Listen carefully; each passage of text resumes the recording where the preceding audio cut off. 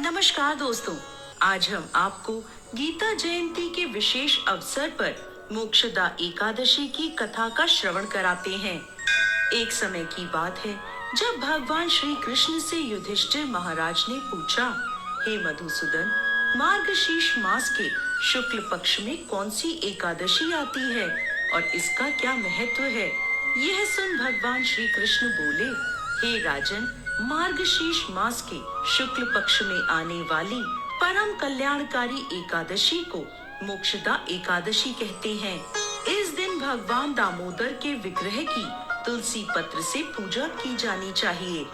अब मैं आपको पुराणों में वर्णित मोक्षदा एकादशी की कथा सुनाता हूँ, जिसका श्रवण मात्र करने से व्यक्ति को अश्वमेध यज्ञ का फल प्राप्त होता है और इस पुण्य फल से किसी भी व्यक्ति के माता पिता या अन्य कोई भी पितृ यदि नरक में है तो उसकी भी मुक्ति हो जाती है। ध्यान पूर्वक अब आप ये कथा सुने। प्राचीन काल में चंपक नगर नाम का एक अत्यंत सुंदर नगर था। यह संपूर्ण सुख और समृद्धि से संपन्न था। यहाँ वैखानस नाम का राजा राज्य करता था।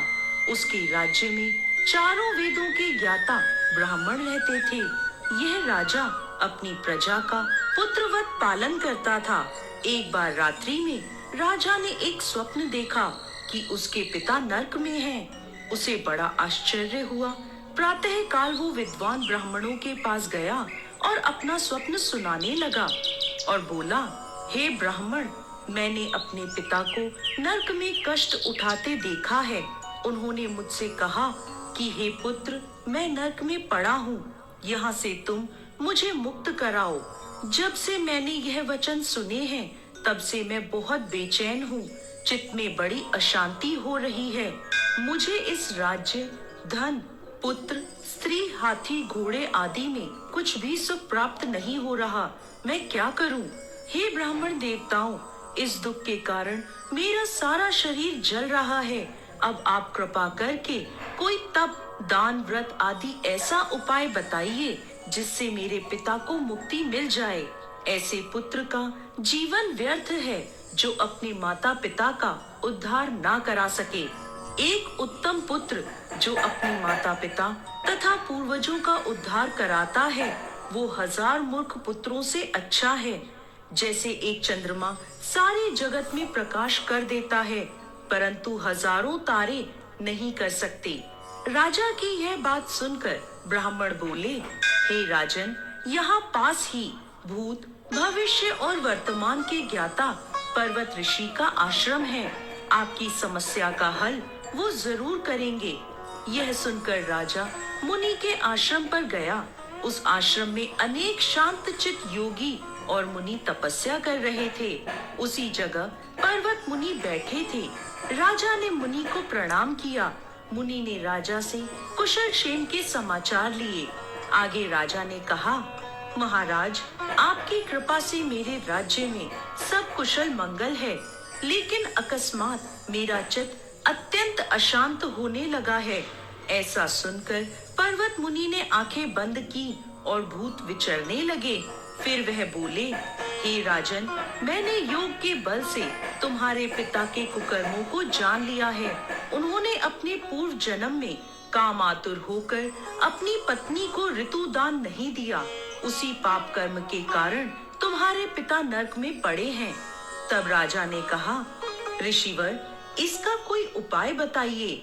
मुनि बोले, हे राजन, आप मार्गशीर्ष मास की एकादशी का उपवास करें और इस उपवास के पुण्य को अपने पिता को समर्पित कर दें, जिसके प्रभाव से आपके पिता की अवश्य ही नरक से मुक्ति होगी।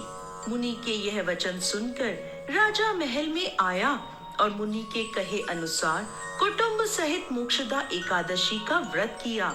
इसके उपवास का पुण्य उन्होंने अपने पिता को अर्पण कर दिया, जिसके प्रभाव से राजा के पिता को मुक्ति मिल गई और स्वर्ग में जाते हुए वो अपने पुत्र से कहने लगे, हे पुत्र, तेरा कल्याण हो। यह कहकर वो स्वर्ग चले गए। मार्गशीर्ष मास के शुक्ल पक्ष की मोक्षदा एकादशी का जो व्रत करते हैं उनके समस्त पाप नष्ट हो जाते हैं। इस कथा को पढ़ने यह सुनने से वाजपेयी यज्ञ का फल मिलता है। यह व्रत चिंतामणि के समान सब कामनाएं पूर्ण करने वाला तथा मोक्ष देने वाला है। गीता के महात्म्य में शंकराचार्य जी ने बताया है, यदि कोई व्यक्ति एक ही ईश्वर की पूजा करना चाहे तो वह देव की पुत्र श्री कृष्ण की करे, और यदि कोई व्यक्ति एक ही ग्रंथ पढ़ना चाहे तो वह श्री कृष्ण की भगवत गीता को पढ़ सकता है। जिस दिन यह भगवत गीता सुनाई गई थी वह दिन था मोक्षदा एकादशी का। इस दिन भगवान श्री कृष्ण ने अर्जुन को भगवत गीता का उपदेश प्रदान किया था। इस एकादशी के दिन को गीता जयंती के नाम से भी जाना जाता है।